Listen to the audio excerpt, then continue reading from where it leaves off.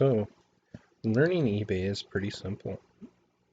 Um, First, we want to get you set up with an account.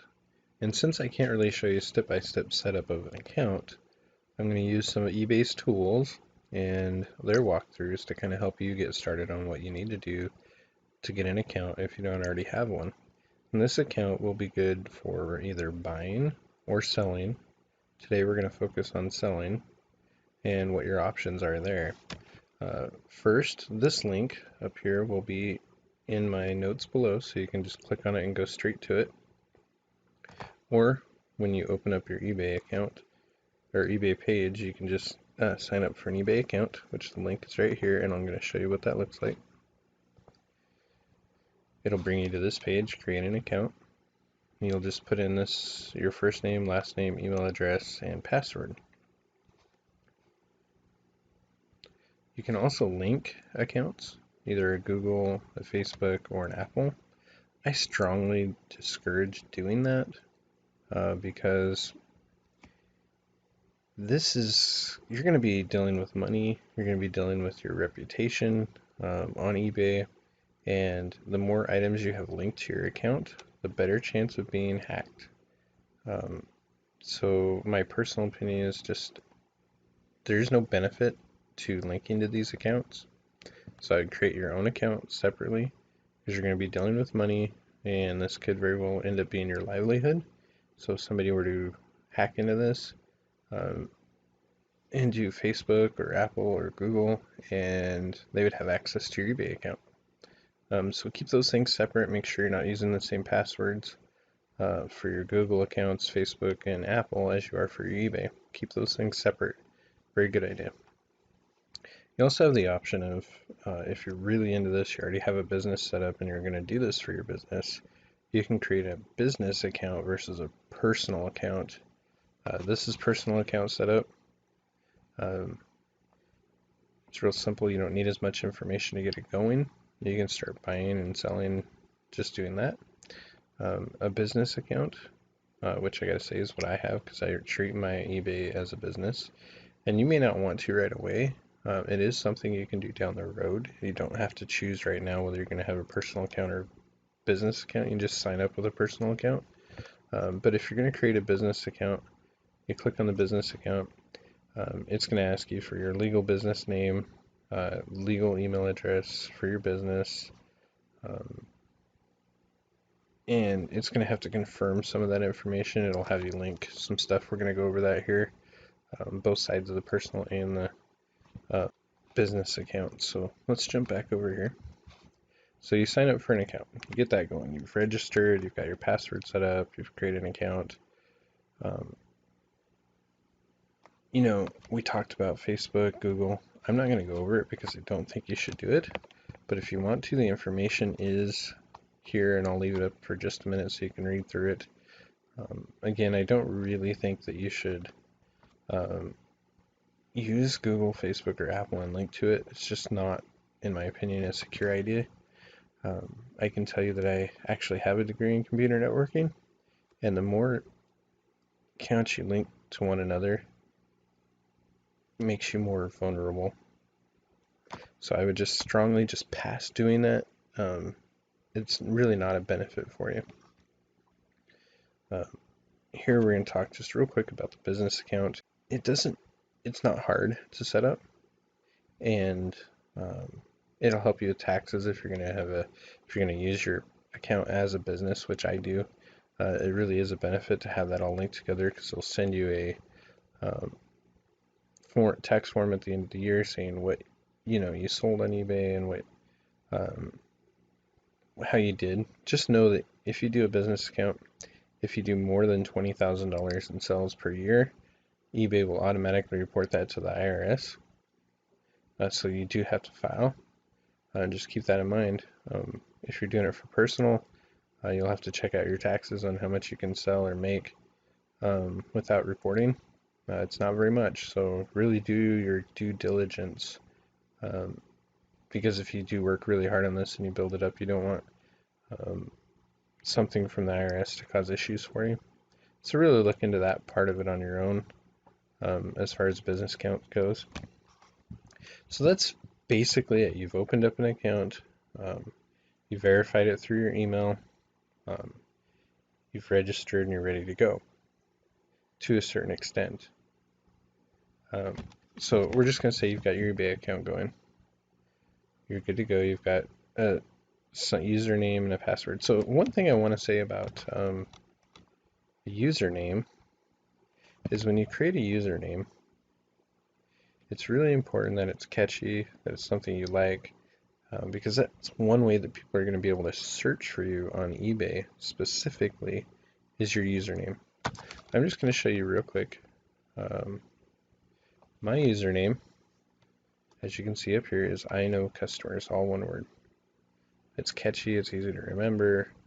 Think about something that you want to use that's easy to remember for other people that kind of focuses on you or your business.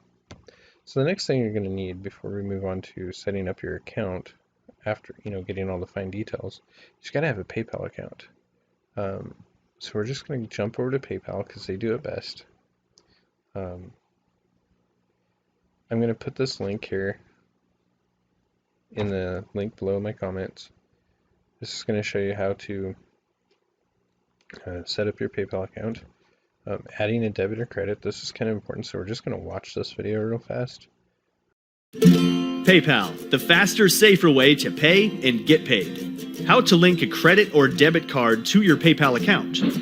Go to paypal.com and click Login. Enter your PayPal login information. Now you're on your profile page. Click Wallet at the top of the screen. Next, click the box that says Link a Card. Select which type of card you're linking, let's say it's a credit card, and fill out the required fields. We'll secure that information so you can use your card to buy things on millions of sites around the world using only your PayPal email address and password. You can still earn your credit card points too. You can always add another credit card, prepaid card, or debit card to your account, edit your card details, or remove it from your PayPal account. Your security is our top priority, and your full financial information is not shared when you check out with PayPal. So it was just easier to show you the video because I can't go in and show you how to do this in my account. It would be putting my account at risk to put it out on here. So the other thing that you really have to do once you get a PayPal account set up is you got to link a bank account to it, because PayPal wants to be able to get money from you or give you money. They basically act as a bank account. And I have an account linked to it that I use to withdraw money from PayPal, because there isn't like a drive up that you can go to and it's not linked to ATMs. So in order to get your money from PayPal, you've got to transfer it out from PayPal to your bank account. Just a side note, something to think about is you should really keep a minimum balance in your PayPal account. You always want to make sure you have enough money to count for all the fees and everything that's going to come from eBay, because that's how you pay for those things. Your shipping and all that stuff comes from your PayPal account. So you want to make sure it's always got money. And you don't want to go delinquent on your eBay account, your fees, meaning that if you stop paying, eBay will kick you off and they won't let you back on. So you want to keep in good standing, so make sure you always have some money in your PayPal account. To start off, I would put like $100 in it, and just make sure you have that money there to start with, and then don't pull money out right away. Don't sell something for like a couple $100 and then go in there and pull it all out. You're going to have fees that are going to come from eBay, and you need to make sure you have funds in there to pay for it. So let's just look real quick. This is another video on adding a bank account, because again, I can't show you, so it'll take just a minute to watch it and we'll go from there. PayPal, the faster, safer way to pay and get paid. How to link a bank account to your PayPal account. Go to paypal.com and click Login. Enter your PayPal login information. Now you're on your profile page. Click Wallet at the top of the screen. Next, click the box that says Link a Bank. Select your bank from the list or add a different bank. Now enter the bank login information you use to log into your bank account. PayPal does not store this sensitive information. Click Link Bank instantly, and you're done. You can always add another bank, or replace or remove an existing bank from your PayPal account. Your security is our top priority, and your full financial information is not shared when you check out with PayPal. So there's a real quick, like how to add a bank account.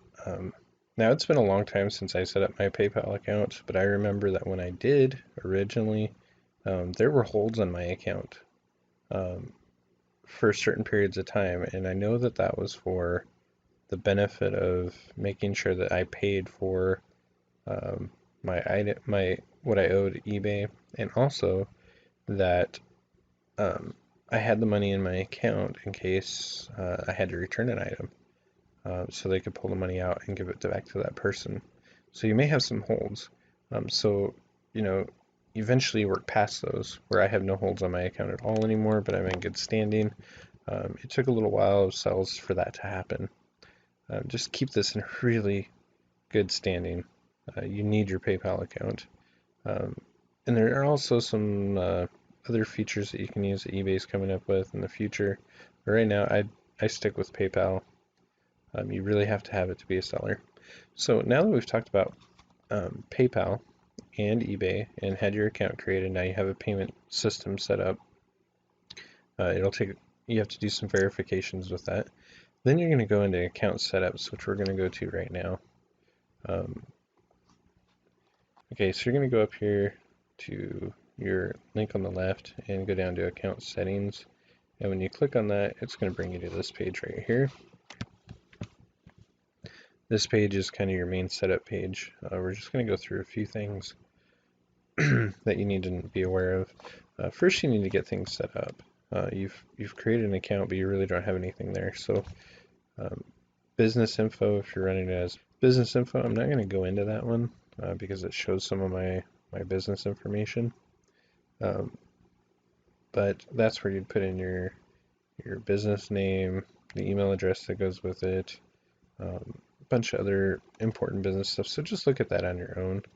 We're going to jump over to sign in and security. We're just going to go through a few of these things. This is a place where you can change your password, set up your secret question or change it. You can do what's called two-step verification. I don't use two-step verification because it's kind of a hassle, and I only use it on one computer. So I'm not worried about it getting out there. But two-step, if you're sharing your computer with someone, or maybe you're scared, have issues, you can do that. Also shows what accounts are linked. Again, I don't have any linked because I don't think that's a good idea.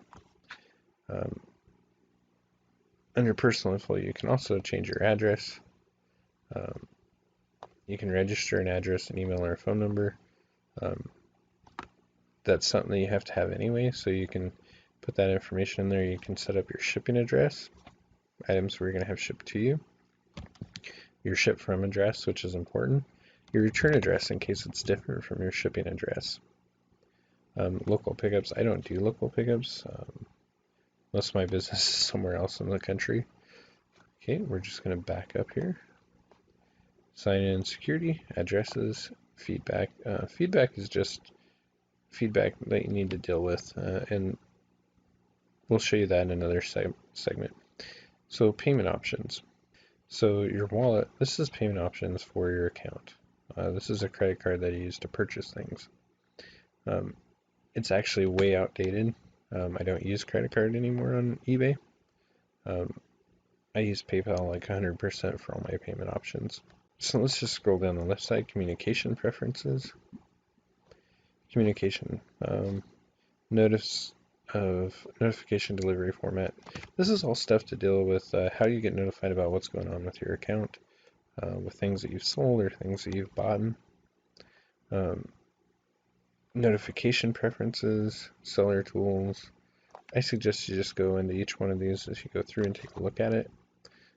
Again, this has some of my own personal information, so over account, choose where to receive account notifications, resolution, center, and feedback. And another important one outside of communications is going to be site preferences. Site preferences is pretty important. You may not have all these options right at the beginning,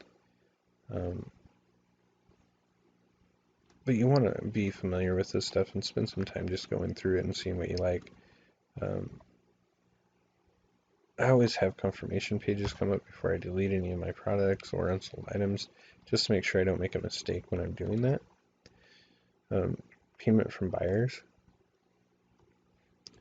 PayPal has tons of options, accepting credit cards, including items that you pay using PayPal. Has my shipping preference, logos and branding. Lots of options that you can do to make the process a little smoother. You just want to kind of go through each one of these and set them up the way you prefer. I can't really give you much advice on all this stuff. There's just lots of options that I don't know a whole bunch about in that section of things. Just keep going through and looking at everything. That's really the best thing you can do. That's kind of the gist of it. You just want to go through all these options. Account preferences, site preferences, communications. This is really for you. And that's the basics of what you need to do to get set up and going. You really want to go through all of these things here. Be familiar with them before you sell your first item. Having all this stuff in place before you try to sell your first item will only help you. In our next episode, we're going to be talking about selling things. So thanks for joining me, and have a great day.